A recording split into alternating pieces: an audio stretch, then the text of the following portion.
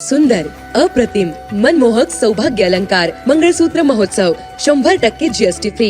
मयूर अलंकार, सराफ बाजार आणि गंगापूर रोड, नाशिक. ताज्या बातम्यांसाठी नाशिक न्यूजच्या YouTube चॅनलला सबस्क्राईब करा आणि बेल आयकॉनला प्रेस करा.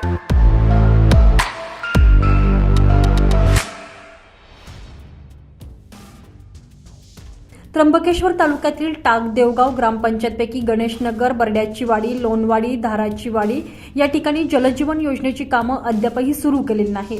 त्यामुळे या ठिकाणी असलेल्या नागरिकांना पाणी टंचाईला सामोरं जावं लागतंय. हंडाभर पाण्यासाठी येथील महिलांना 8-8 दिवस वाट बघावी लागत आहे, तर कधी रात्री अंधारात नदीवर पायपीट करत पाण्यासाठी जावं लागत आहे. या भागात जंगल असल्यानं, जंगली जनावरे असल्यानं त्याचा सामना देखील या महिलांना करावा लागतोय. या महिलांना हंडाभर पाण्यासाठी जीव धोक्यात घालावा लागत असल्यानं तीव्र संताप व्यक्त केला जातोय. गणेशनगर, धराची वाडी, बागवाडी या भागात अद्यापही जलजीवन योजनेचं काम झालेलं नाही. त्यामुळे या ठिकाणी नागरिकांना पाणी टंचाईचा मोठा सामना करावा लागत असल्यानं एल्गार कष्टकरी संघटनेच्या वतीनं टाके देवगाव ग्रामपंचायतवर आज हंडा मोर्चा काढण्यात आलेला आहे. रणरणत्या उन्हात महिलांनी रिकामा हंडा घेत ग्रामपंचायतवर मोर्चा काढलेला आहे. यावेळी गटविकास अधिकाऱ्यांनी, पाणी पुरवठा विभागाच्या अधिकाऱ्यांनी या मोर्चेकरी महिलांना पाहून त्या ठिकाणाहून पळ काढलाय. अरे कोण म्हणतंय देत नाही, अरे कोण म्हणतंय देत नाही, अरे भगवान भाऊ आगे बढ़ो, भगवान भाऊ आगे बढ़ो. पाणी आमच्या हक्काचे, पाणी आमच्या हक्काचे. अरे या ग्रामसेवकचं करायचं काय, या ग्रामसेवकचं करायचं काय. बघा, घोषणा द्यायला माग पुढं काहीच पाहू नका. जिंदाबाद.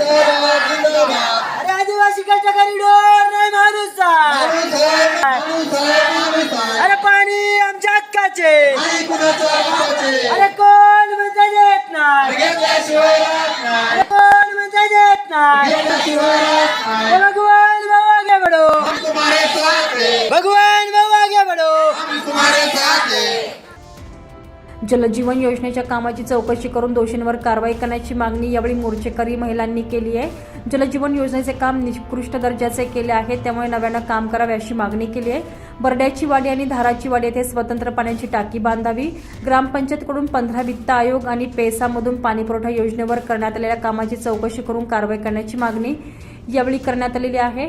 टाके देवगाव येथे जलजीवन योजनेसाठी टाके देवगाव धरणातून पाणी मिळवण्याची मागणी यावेळी करण्यात आली आहे. तसेच वरील मागण्या तात्काळ पूर्ण न केल्यास तीव्र आंदोलन छेडण्याचा इशारा एल्गार कष्टकरी संघटनेच्या वतीनं देण्यात आलेला आहे. संजय परमार, नाशिक न्यूज, नाशिक.